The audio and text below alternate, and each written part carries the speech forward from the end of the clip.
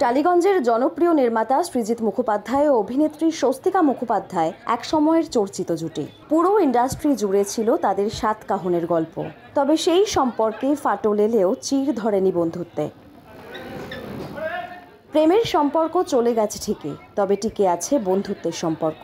সম্প্রতি টেক্কা ছবির টিজার লঞ্চ অনুষ্ঠানে এসে পুরানো সেই প্রেমের কথা সামনে উঠে আসে। অনুষ্ঠানেই সৃজিতের সঙ্গে প্রেমের সম্পর্ক ভাঙার কারণ নিয়ে মুখ খুললেন অভিনেত্রী। আমাদের তো একটা প্রেমের সম্পর্ক ছিল এবং প্রেমটা তো স্তরে স্তরে অন্যরকম হয়ে যায়। 20 বছর বয়সের প্রেম আর 43 বছর বয়সের প্রেমটা নিশ্চয়ই একরকম নয়। বা এই যে একটা ব্রেকআপ হয়ে গেছে তার মানে তার আমি আর কোনোদিনও মুখদর্শন করব না, মানে সে আমার জীবন থেকে আউট হয়ে গেছে, এরকম পরিস্থিতিও হয় না, বা হয়তো হয়, কিন্তু আমাদের যেহেতু কাজের জায়গাটা সমান, আমাদের যেহেতু কাজের জায়গাটা একই, সেই জন্য মনে হয় ওই অবস্থাটা হয়নি। বাট ওর সঙ্গে যেহেতু মানে অনেকটা গ্যাপ হলেও একটা কাজের সম্পর্ক আছে, বা কাজ না থাকলেও একটা সম্পর্ক আছে। 40% বেশি গ্লো, বিশ্বের 1 নম্বর গ্লো ক্রিম, নতুন গ্লো এন্ড লাভলি। ওর যদি কারোর প্রতি প্রেম নিবেদন করার থাকে, সেটা কখনোই কিন্তু মানে তাকে কাজে নেওয়ার জন্য বা তাকে কাজ থেকে বাদ দেওয়ার জন্য হবে না। কারণ আমি যখন ওর সঙ্গে যখন আমার প্রেমের সম্পর্ক ছিল, মানে ওই প্রেমটা যেটা সমাজের স্ট্যাম্পওয়ালা একটা প্রেম, ওই প্রেমটা যখন ছিল তখনও আমি কিন্তু ওর পায়ে পড়ে বলেছিলাম যে আমাকে রাজকাহিনীতে একটা রোল দাও। হ্যাঁ, মানে এটা নিয়ে কিন্তু আমাদের উন্মাদের অশান্তি হয়েছে। হ্যাঁ, মানে যার জন্য ওটা মেবি ওয়ান রিজন কেন আমাদের ব্রেকআপ হয়ে গেছে। হ্যাঁ, মানে 10টা কারণে ব্রেকআপ হয়েছিল, কিন্তু এই কারণটাও একটা কারণ ছিল যে আমি ওকে কেঁদে কেটে মানে পৃথিবী আমার পায়ের তলায় দিয়ে দিয়েছি, তাও কিন্তু আমাকে কাস্ট করেনি।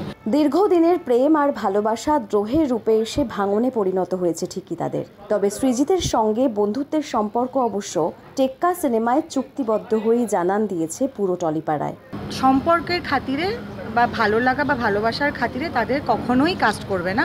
আর যদি মনে করে যে কাউকে কাস্ট করবে, তখন তার জীবনটা দুর্বিষহ করে দেবে যতক্ষণ না সে হ্যাঁ বলে। তো টেক্কার ক্ষেত্রেও সেটা হয়েছিল যে আমার প্রথমে অনেক বছর আগে যখন প্রথম আমি গল্পটা শুনি, আমার মায়া করার কথা ছিল। তারপরে যখন আলটিমেটলি টেক্কা হলো, তখন I was not physically fit enough to do Maya. আমার তখন একটা সার্জারি হয়েছিল, তো তখনও আমাকে বললো তুমি ইরাটা করো। আমি বললাম যে না, আবার একটা মা আমি আর পাচ্ছি না করতে। এই বছরে আমি এতগুলো মা করে ফেলেছি, আবার আমি একটা মা করব। তো এখন তো ও নিজের ছবিটা দেখে আমাকে বললো যে তুমি দেখবে এই মাটা কি মা হয়েছে।